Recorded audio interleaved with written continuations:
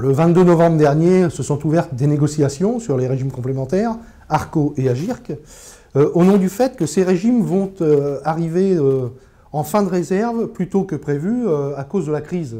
Donc ces réserves sont prévues à épuisement en 2016 pour ce qui concerne l'AGIRC, en 2020 pour ce qui concerne l'ARCO, et donc ça a amené le MEDEF à proposer à ce que des négociations s'ouvrent.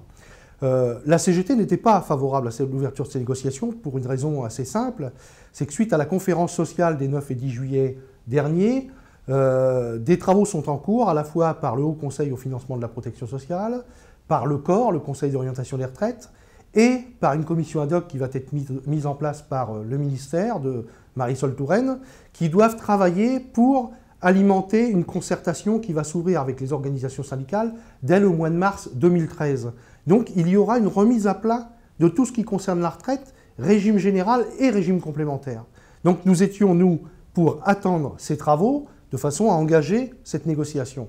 Le MEDEF ne l'a pas entendu, les autres organisations syndicales non plus d'ailleurs, et donc les négociations se sont ouvertes le 22 novembre dernier. Nous avons une réunion chaque mois, et ce jusqu'au 14 mars, date à laquelle ces négociations doivent se terminer. Ces négociations se tiennent en deux pans. Le premier, c'est des mesures conservatoires, c'est comme ça que le MEDEF les a appelées. La CGT a appelé les propositions des mesures régressives. Tout simplement que le MEDEF nous propose, dans la première réunion, que nous ayons des mesures qui touchent uniquement les prestations. À savoir qu'on va proposer une diminution des allocations retraite complémentaires pour tous les retraités, et ce, dès le prochain exercice. Donc on va avoir quelques difficultés sur le niveau de pension qui va de nouveau baisser pour l'ensemble des retraités. Ils ont proposé, par exemple, de bloquer l'augmentation des retraites complémentaires pendant 3 ans, ou alors de les mettre à niveau de l'indexation des prix, moins 1 point, pendant 5 ans, ce qui fait une économie d'environ 4 milliards 4 milliards sur les retraites complémentaires.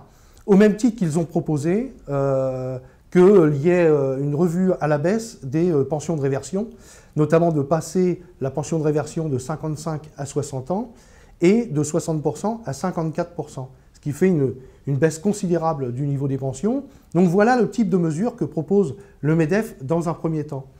Dans un deuxième temps, il propose d'avoir un large débat sur ce que pourraient devenir les retraites complémentaires à terme.